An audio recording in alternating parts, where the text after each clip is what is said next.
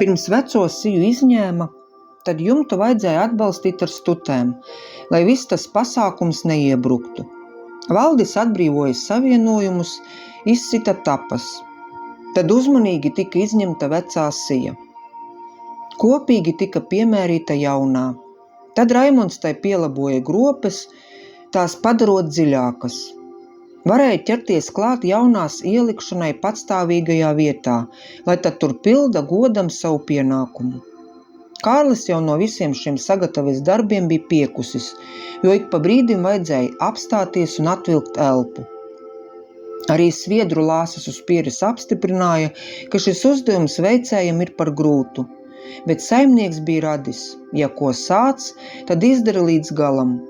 Raimonds, redzot brāļa sagurumu, uzvedināja uz domām, ka varbūt šo visu nedarīt pašam, bet pasaukt kaimiņu mājas palīgus. Nē, ko tu? Vēl jau pats varu I gribu, noteica saimnieks un vēlējās turpināt iesākto. Tagad vēl pats svarīgākais darbs šajā nopietnajā labošanas procesā. Cerībā, ka jaunā grieztu sija iegulsies savā ierādītajā vietā bez lielām kaprīzēm, tad vienu galu turēja Raimonds, otru Valdis. Un Kārlis tad vadīja tās galu, dodot komandas un norādes, lai sija veiksmīgi tiktu iecelta vietā. Viens mirklis un notika neatgriezeniskais, jo bija palikusi mata tiesa, un sija iegultos kā līgava jaunajā gultā. Valdis, vai no piepūles vai neizprata, ko Kārlis saka, savu sijas galu palaida vaļā. Tā gāzās, un kā atriebīga kaķene, kad tika grozīta bez pašas piekrišanas, uzgāzās Kārlim, viņu norājot līdzi zemē, un kā uzvarētājs savu piezemēšanos veica uz saimnieka muguras. Kārlis tik iebļāvās, kā meža dzīvnieks, kurš neuzmanības pēc iekritis mednieku lamatās, un tur palika nekustīgi guļam. Raimondam likās, ka staigāšanas spējas no redzētā ir zudušas abās kājās. Viņš nevarēja no izbīļa neko pateikt, ne paiet.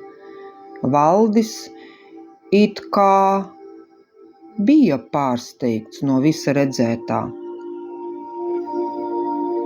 Patiesību, ja būtu mute, varētu izstāstīt vaininiece sija.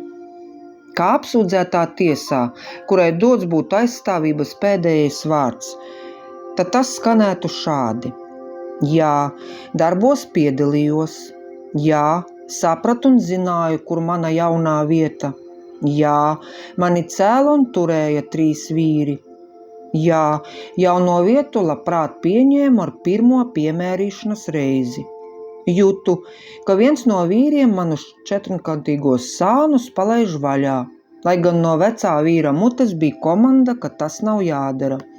3. vīrs mēģināja visu smagumu un manu svaru pārņemt savās rokās, bet viņam kā jau savas grūtības ar kāju, tad šis uzdevums nebija iespējams.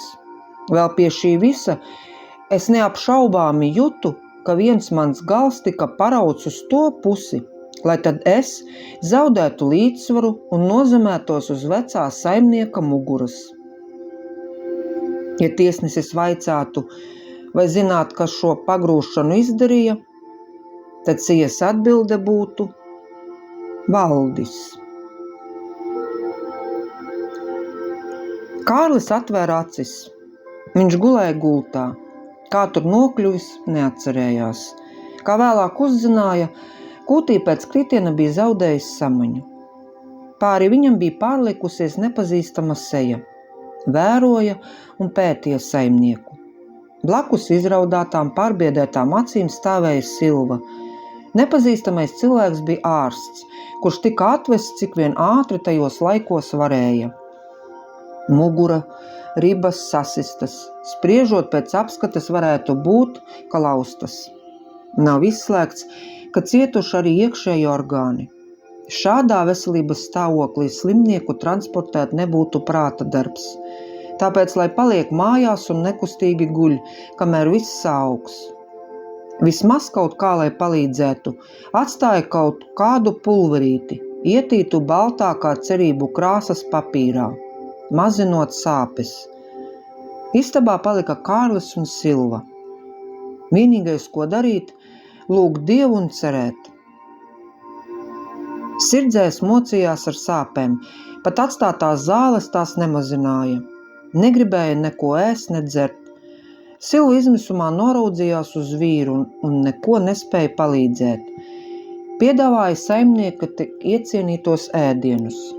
Siltas, mīkstas pankūciņas ar dzērviņu zapti, burkānu sautējumu, pat garšīgo plācmaizi bija gatava izcept sieva, lai tikai kaut kumāsiņu no piedāvātā iet slimnieks. Atbilde – negribas. Nu jau pa kūti un visus pārējos darbus veica Valdis. Silvai par to bija vienalga, jo katru brīdi un mirkli viņa bija kopā ar savu mīļo vīru. Pat saimniece bēdu pārņemta neredzēja, ka kūtī jau par pāris govīm ir mazāk. Šo lēmumu, kuru pirms laika bija nospraudis, izdarīja Valdis. Joprojām viņam bija uzskats, tik daudz ragu lopu nav vajadzīgs. Raimunds uz to visu bezspēkā noraudzījās, jo kāda jēga skriet un to visu atstāstīt brālim un Silvai. Vēl lieki viņus satraukt. Kad atlaps, tad brāļa māka saimniekot ātri atgriezīs ierasto goju skaitu. Jau pavasara pusē, kad ratos sēdēdams vēroja vēl dusošās ievas, tad tagad jau tās bija sapūsušās baltajās mežģīņu kleitās. Bet slimnieka istabā nekas, diemžēl, uz labo pusi nebija mainījies. Ja godīgi, vēl sliktāk tik palicis. Vēl pie sāpēm un nēšanas Kārlis mocījās ar bezmiegu. Viņam vairs nebija spēka ne pārciest sāpes, ne atgūties no visa piedzīvotā, ne vēlmes atvesaļoties. Silva centās kā varēja. Pat kā prieka un dzīvot gribas stimulu bieži pieminēja to, ka nav vairs aiz kalniem mazbērniņa dzimšanas brīdis.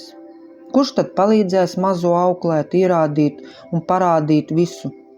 Kārlis tik skumji nosmaidīja un neteica neko. Sirdzēs vēl tā sagulēja pāris nedēļas.